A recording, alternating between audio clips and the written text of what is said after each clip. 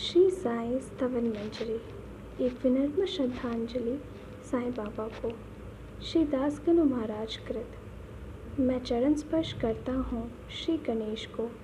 हे मयूरेश्वर, एक आप ही है जिस पर हम निर्भर है गौरी के पुत्र जो सब जानते हैं। है आप समझ से परे हैं, आप जिनके पास बहुत बड़ा पेट है। रक्षा करिए हे श्री गणपति। आप सभी गणों और सभी देवताओं में प्रथम और सबसे महत्वपूर्ण हैं, इसीलिए आपको गणेश कहते हैं। आपको शास्त्रों द्वारा स्वीकृत किया जाता है। आपका पवन चेहरा है हे बालचंद्र।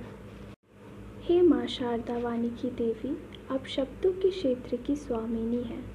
आपके अस्तित्व की वजह से सारे सांसारिक लेन देन चलते हैं। आप वो देवी है जो सारे लेखकों द्वारा पूजी जाती है। आप हमेशा से ही इस राष्ट्र का गौरव है। आपकी असीम शक्ति हर जगह पर विद्यमान है। मैं आपको नमन करता हूँ जगदम्बे। आप परम आत्मा हैं और सभी संतों के परम प्रिय है। आप पंढरपुर के पंढरीनाथ के मानव अवतार है। आप असीम दया और करुणा के सागर है। हे नरहरि पांडुरंगा, आप वो है जो संपूर्ण विश्व को नियंत्रित करते हैं और सब जगह पर है। आज भी विज्ञान और सभी धार्मिक पुस्तकों आपके सार को जानने में लगी हुई है। वो लोग जिन्हें सिर्फ पुस्तकीय ज्ञान है, आप उनके सामने स्वयं को प्रकट नहीं करते हैं हे चक्रपाणी, बल्कि वो सभी मूर्ख लोग केवल शब्दों के माया जाल में पड़े रहते हैं। सिर्फ साधु संत ही है जो आपको समझते हैं, बाकी सिर्फ दुविधा में रहते हैं। मैं आपको पूरी श्रद्धा और आदर के साथ दंडवत प्रणाम करता हूँ।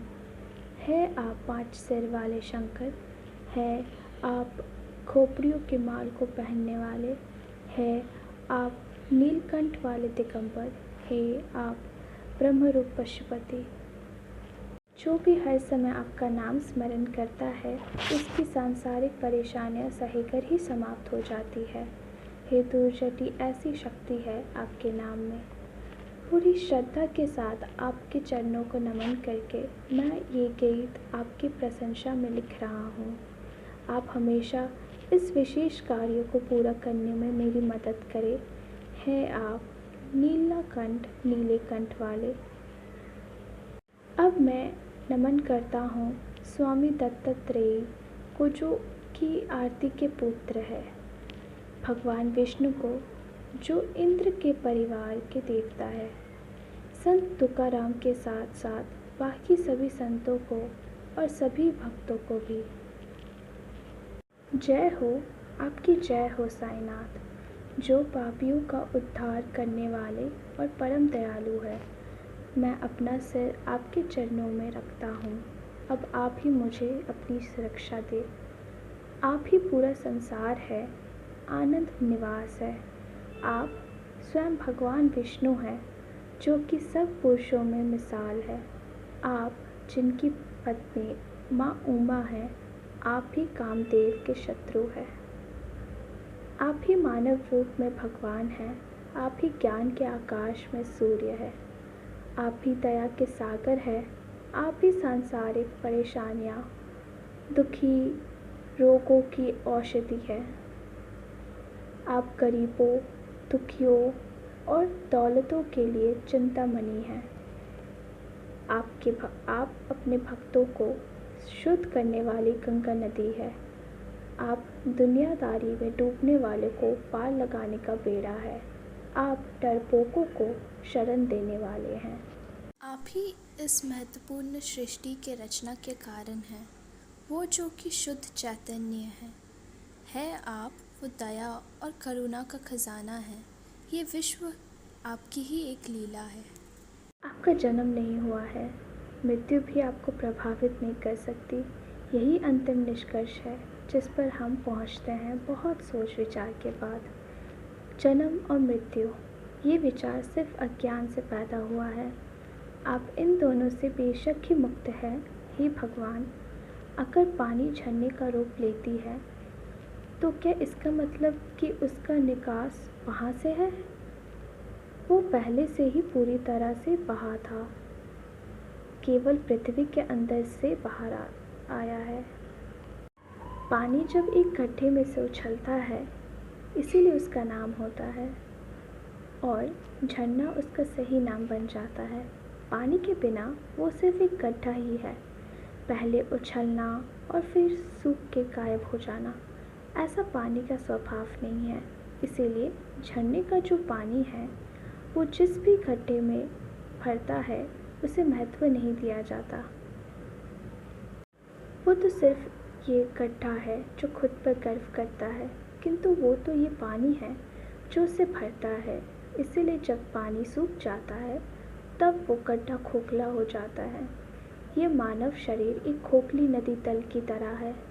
ये आत्मा को झरने के शुद्ध पानी की तरह है। यद्यपि ऐसे अनगिनत गड्ढे हैं, फिर भी सब में एक ही होता है। अब तक आप बिना आदि के हैं, आप दयालु हैं। मैं आपसे कहता हूँ कि इस अज्ञानता के पहाड़ को नष्ट करने के लिए आप इंद्रदेव के ब्रज बन जाए। अभी तक ऐसे खोखले लोगों का इस धरती स्थल पर बड़ी संख्या में अस्तित्व रहा है, अभी भी बड़ी संख्या में मौजूद है और आगे भी भविष्य में बड़ी संख्या में आएंगे। ऐसे हर एक इंसान को एक अलग नाम और एक अलग रूप दिया गया है। इस तरह से इस संसार में उनकी पहचान की जाती है। इसीलिए इस आत्मा में अंतर समझना मेरी और तेरी के रूप में उचित नहीं है, क्योंकि वहाँ कोई द्वैत नहीं, इसीलिए वो निश्चित रूप में आत्मा ही है। और इसीलिए ये आत्मा पूरी ही संसार के अंतर्गत है। तब फिर कैसे ये द्वैत का भाव तेरा और मेरा, इस पर विचार किया जा सकता है? पानी जो बादलों में छुपा हुआ है वो एक ही है, लेकिन जब वो धरती पर बरसता है वो अलग अलग रूप में लेता है। जब वो जो गोदावरी में गिरता है तो पवित्र गोदावरी नदी कहलाता है। जब वो कुएं में गिरता है तब उसकी पवित्र वैसी नहीं होती। संत पवित्र गोदावरी नदी है और हम उसके पवित्र जल हैं। हम लोग कीचड़, कुआं और झील हैं। यही अंतर है आप में और हम लोगों में। अपने जीवन का निर्वाह करने के लिए हम सबको हमेशा हाथ जोड़कर आत्मसमर्पण कर देना चाहिए, क्योंकि आप धर्मपरायण हैं। यह तो खुद के नदी तल के कारण है कि गोदावरी नदी का जल पवित्र है, और अगर केवल सिर्फ पानी माना जाए तो वो हर जगह एक ही है। गोदावरी नदी का जल वास्तव में बहुत पवित्र माना गया है। अपनी पवित्रता हर उस भूमि को देती है जहाँ से भी वो बहती है।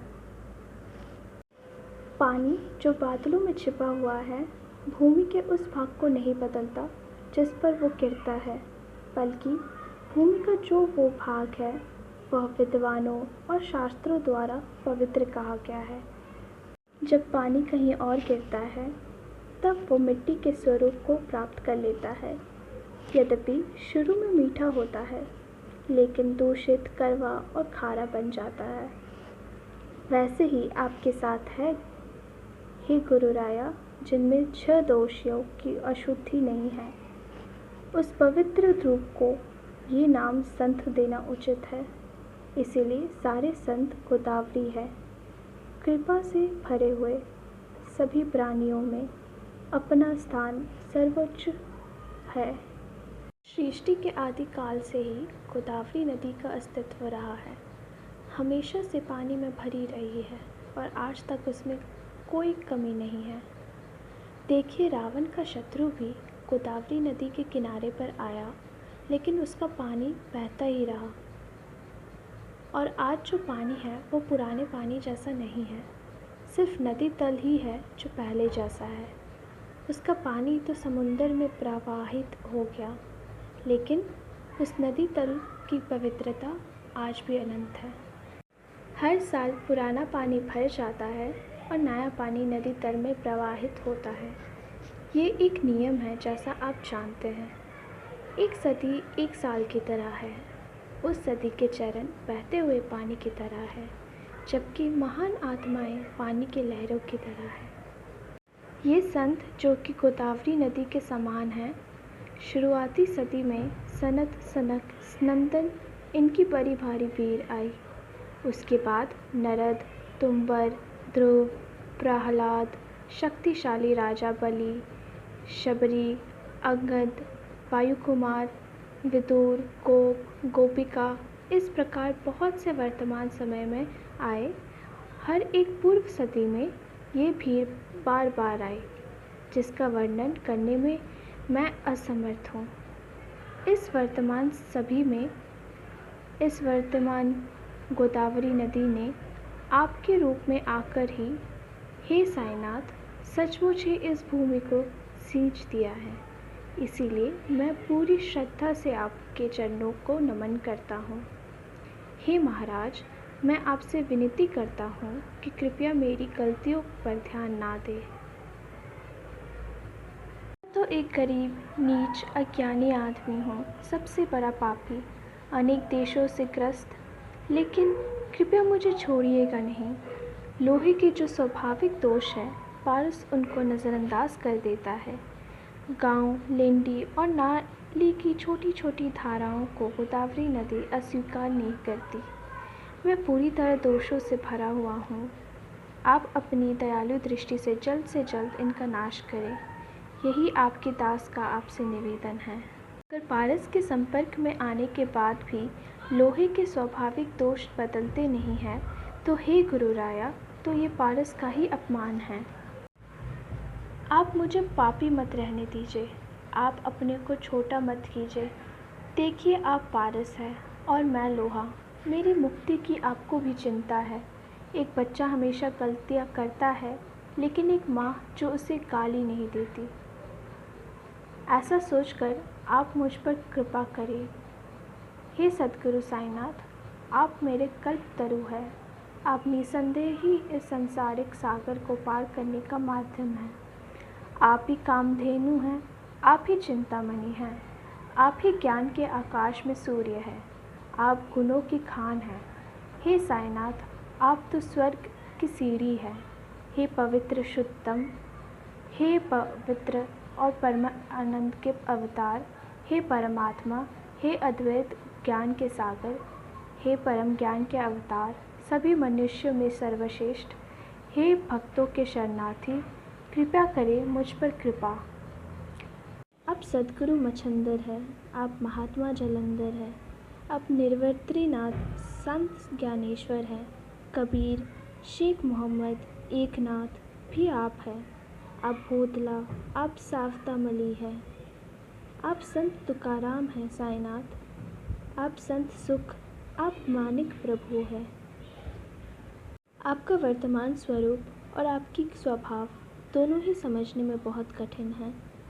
आप अपनी जाति और धर्म की जानकारी किसी को प्रकट नहीं करते। कोई आपको मुसलमान कहता है, कोई आपको ब्राह्मण कहता है। इसीलिए भगवान कृष्ण की तरह आप भी रहस्यमय हैं। भगवान श्री कृष्ण को देखकर अलग अलग लोग उन्हें विभिन्न नामों से बुलाते हैं। कोई उन्हें यदुभूषण, कोई उन्हें गोपाल कहते, माँ यशोदा उन्हें लाडला कहती, कंस उन्हें बहुत बुरा कहते हैं, उद्धव उन्हें प्रिय कहते हैं, अर्जुन उन्हें सर्वज्ञ कहते हैं। इसी तरह हे गुरु राया, हर मनुष्य अपनी मनोदृष्टि के आधार पर आपको अलग अलग नाम देता है। मस्जिद आपका निवास स्थान होना और आपके कानों का न छीदा होना, सबका आपको रहमान कहना, इसीलिए आपको मुसलमान कहना तात्कालिक है। उसी तरह अग्नि का पूजन आपके द्वारा होना, दया की स्वामी। मेरे ये निष्कर्ष है कि आप एक हिंदू हैं, लेकिन ये ऊपरी अंतर है। सिर्फ ज्ञानियों को प्रभावित करता है, लेकिन जो ज्ञान से इच्छुक है वो प्रभावित नहीं होते। आप स्वयं ब्रह्मा हैं। जाति और धर्म आपसे कोई संबंध नहीं है। आप सर्वोच्च गुरु हैं। आप सृष्टि के रचयिता हैं। हिंदू मुसलमान के बीच एकता और मेल जोल लाने के लिए ही आप मस्जिद में अग्नि पूजा करते, और अपने भक्तों को अपनी लीला दिखाते हैं। आप धर्म और जाति से परे हैं, आप ही ब्रह्मांड है, शाश्वत यही सत्य है। आप सच में वही है, आप मनुष्य की कल्पना से परे हैं।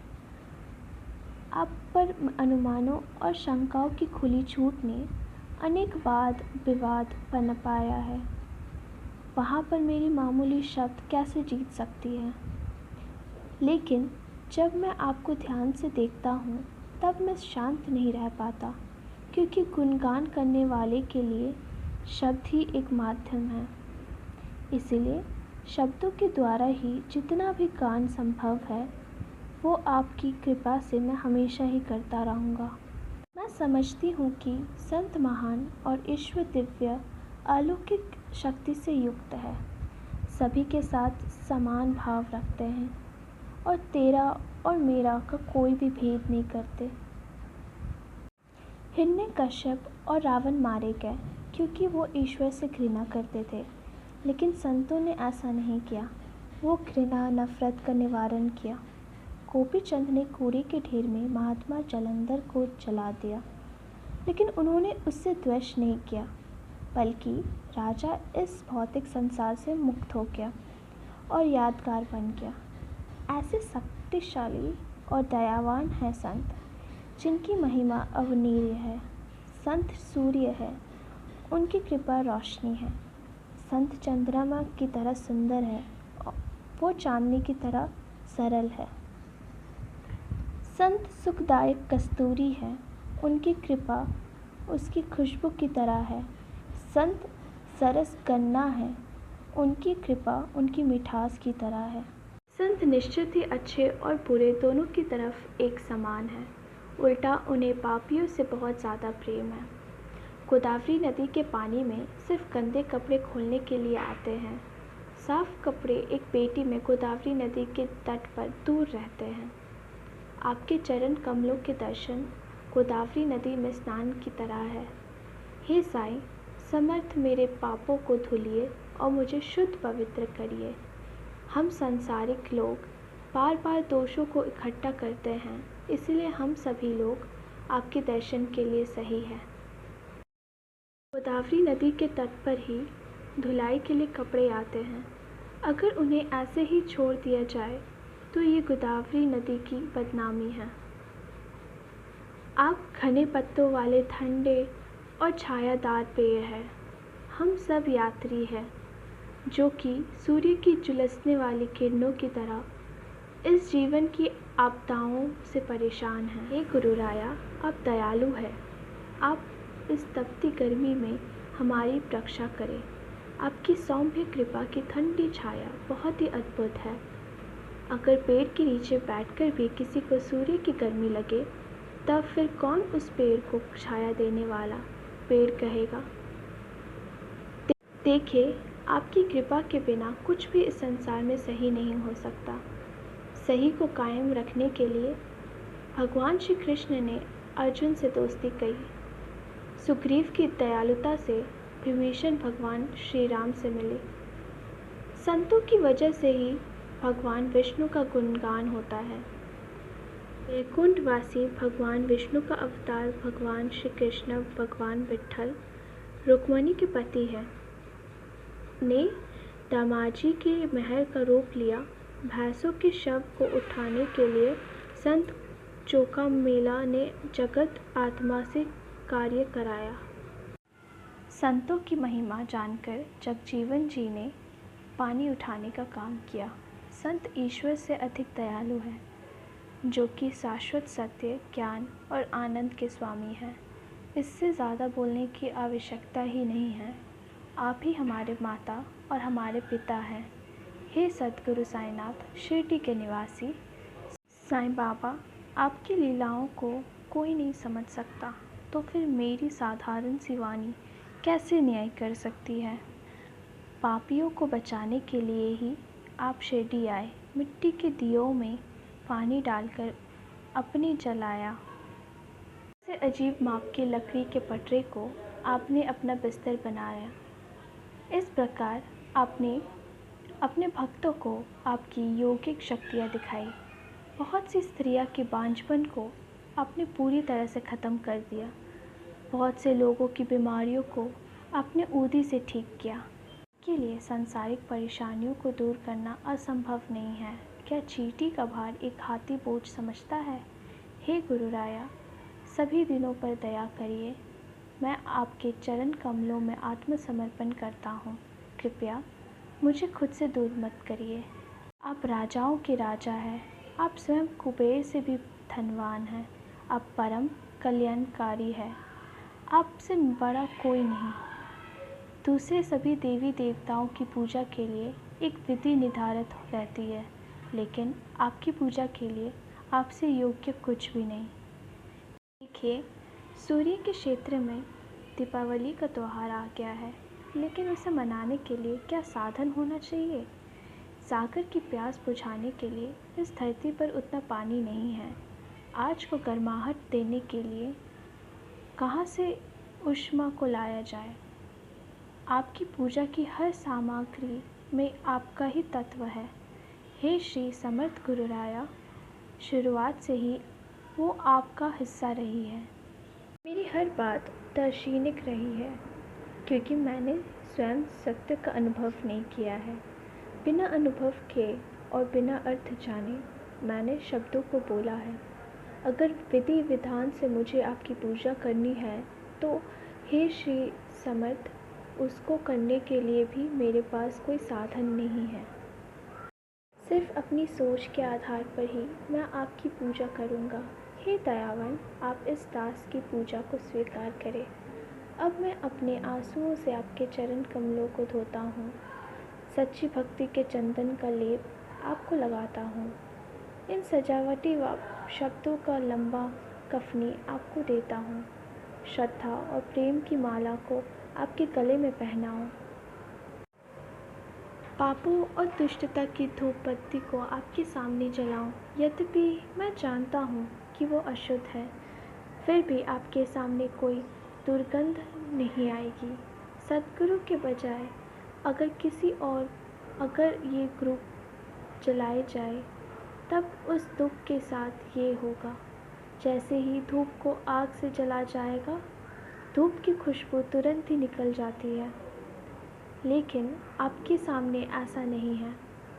आपके सामने दोष जल खत्म हो जाते हैं और सिर्फ अच्छाई रह जाती है, ताकि ये दुनिया देख सके। एक बार मन का मैल जल जाए, तब मन शुद्ध हो जाता है। जैसे गंगा नदी जो पावन होती है, वो सारी अशुद्धि को धो देती है। लोभ और मोह को मैं जलाऊं, जिससे हे गुरु राया, आप मुझे ज्ञान, ताप, वैराग्य का प्रकाश दे सके। पूर्ण श्रद्धा का सिंहासन मैं आपको बैठाने के लिए देता हूँ। आपको प्राप्त करने पर आप मेरी भक्ति का प्रसाद स्वीकार करें। आप मेरी प्रार्थना को स्वीकार करें और मुझे उसका सत्व दें, क्योंकि मैं आपकी संतान हूँ और मेरा आपके दुख पर पूरा अधिकार है। मेरा मन दक्षिणा है, जिसे मैं आपको देता हूँ। इसीलिए अब किसी भी कर्म का पाप और पुण्य मेरा नहीं होगा। अब पूरी विनम्रता, श्रद्धा और भक्ति के साथ मैं आपको शत शत नमन करता हूँ कि दयावान साईनाथ, कृपया इसे स्वीकार करें। प्रार्थना नाष्टक। जो शांत मन वाले हैं, उनकी जय हो। साईनाथ जो दयावान हैं, उनकी जय हो। जो करुणा के सागर और सत्य के अवतार हैं, उनकी जय हो। जो अज्ञानता को दूर करने वाले हैं, उनकी जय हो। आप धर्म और जाति के परे हैं, जो समझ से परे और पाप ताप हारने वाले। शिव रक्षा करिए, मेरी रक्षा करिए। शिरडी के साईं बाबा, आप दिव्य ज्ञान के सूर्य हैं, आपकी जय हो। आप इच्छा पूर्ति वाले और कल्याण में हैं, आपकी जय हो। भक्तों के मन को जानने वाले राजा है, आपकी जय हो। आप आत्मा समर्पित लोगों के रक्षक हैं, आपकी जय हो। आप सृष्टि के रचयिता ब्रह्मा हैं, आपकी जय हो। आप संसार को बनाए रखने वाले विष्णु हैं, आपकी जय हो। आप जगत का नाश करने वाले शिव हैं, आपकी जय हो। आप शक्तिशाली रुद्र हैं, आपकी जय हो। इस संसार में कोई जगह नहीं जहाँ पाप नहीं है। आप सारे लोगों में विद्वान हैं। आप सभी लोगों के हृदय में वास करते हैं। हे साईनाथ, आप कण कण में समाये समाये हुए हैं। हमारे सभी पापों के लिए हमें माफ़ करिए, मैं आपसे ये प्रार्थना करता हूँ। और हमारे भ्रम और संशयों को भी तो आप दूर करिए। आप कामधेनु हैं और मैं बछड़ा। आप चंद्रमा हैं और मैं उसकी रोशनी से गला हुआ पत्थर। आप अपने बच्चों से प्रेम करने वाले हैं, आपकी जय हो। हे प्रभु, आप अपना हाथ मेरे सर पर रख कर आशीर्वाद दें और मेरी चिंताओं और रोगों को दूर करें। हे प्रभु, आप दासगानों को अपना लीजिए और अपने हृदय से लगा लीजिए। इस स्तुति के द्वारा मैं आपसे प्रार्थना करता हूँ कि हमेशा आपकी दया मुझ पर बनाए रखिए। मेरे पापों, दुखों, कष्टों और दरिद्रता को दूर रखिए और मेरे नेत्रों में हमेशा आपका ही स्वरूप बना रहे। आप गाय हैं और मैं बछड़ा। आप माता हैं और मैं आपका बच्चा। मेरे प्रति आप कठोर ना बने, बल्कि मुझे प्यार करें। आप माल्यगिरी का चंदन हैं और मैं कांटेदार झाड़ी हूँ। आप जीवन देने वाले गोदावरी नदी के जल हैं और मैं सबसे बड़ा पापी हूँ। अगर आपके दर्शन के बाद भी मेरे दोष दूर ना हो तो गुरु राया कौन आपको चंदन कहेगा। सद्गुरु, आपकी शिष्टता तभी है जब आप मेरे दोषों को दूर करें। कस्तूरी के केवल निकट होने से ही धूल भी मूल्यवान बन जाती है। फूल अपनी सुगंध उस धागे को जिनसे वो बंधे हैं उसे भी दे देता है। यही महान संतों का तरीका है। जिसके भी संपर्क में भी वो आते हैं, उनके वो अच्छाई प्रदान करते हैं। फिर इस संसार में उसका मूल्य बढ़ जाता है। पवित्र भस्म, बाघ की गाल और नदी भगवान शिव का प्रतीकात्मक किस्सा है। इसीलिए इन सभी को प्रशंसा हर जगह होती है। ग्वालों के मनोरंजन के लिए ही वृंदावन में यमुना नदी के तट पर भगवान कृष्ण ने दही काला का खेल खेला, जिसने ज्ञानियों के बीच मान्यता प्राप्त की है। आप दयावान और करुणामय हैं, मेरे प्रिय हैं और आपका हृदय प्रेम से भरा है। मैं पापी हूँ, मुझे माफ़ करिए और मुझ पर दया करिए। जिन भी भौतिक और सांसारिक पदार्थों से मेरा कल्याण होगा, हे गुरु राया, आप मुझे वही देंगे, इसमें मुझे कोई संदेह नहीं है। हे प्रभु, मैं खारा जल हूँ और आप सागर में मिठास है, लेकिन अगर आप मुझ पर कृपा करेंगे तो मुझ में भी मिठास आ जाएगी। हे प्रभु, आप में अपार शक्ति है कि आप सागर में मिठास भर सकते हैं। आप मालिक हैं और मैं सेवक हूँ, इसीलिए इस दासगणों की प्रार्थना को स्वीकार करें। आप सभी गुरुओं में सर्वश्रेष्ठ हैं और आपकी प्रसिद्धि सब जगह फैली है। मात्र मेरे जो भी दोष हैं उन सबको आप ही दूर करें। अब मैं इससे ज़्यादा और क्या बोलूँ। हे गुरु समर्थ, आप ही मेरे रक्षक हैं। जो बच्चा अपने माँ के हाथ में होता है, क्या वो कभी भी डरता है? जो ये स्तुति हर रोज़ प्रेम और श्रद्धा से पढ़ेगा, साईनाथ उसकी सभी मनोकामनाएं अवश्य पूरी करेंगे। और उसे सुख और शांति देंगे। ये स्तुति दिव्य कवच के समान हमेशा रक्षा करने वाला और वरदान देने वाला है। जो भी इस स्तुति को अच्छे से पढ़ेगा, 1 साल के अंदर ही उसकी सभी परेशानियां दूर हो जाएंगी। स्नान से पवित्र होने के पश्चात हर रोज़ इस स्तुति का प्रेम और श्रद्धा से पाठ करने से प्रभु हमारे मन को भी शुद्ध कर देंगे। गुरुवार का दिन गुरु का होता है और उस दिन सद्गुरु को दिल से याद करना चाहिए। गुरुवार को इस स्तुति का पाठ करना बहुत कल्याणकारक और सहायक होता है। एकादशी का दिन भी बहुत शुभ होता है और इस दिन इसका पाठ शुद्ध से करना कल्याणकारक, सुखद और चमत्कारी होता है। जो इसका पाठ पूरी श्रद्धा से करेगा उसको सद्गुरु के दर्शन होंगे और उनकी कृपा से सांसारिक और भौतिक सुखों के साथ सुख, शांति और मोक्ष की प्राप्त होगी।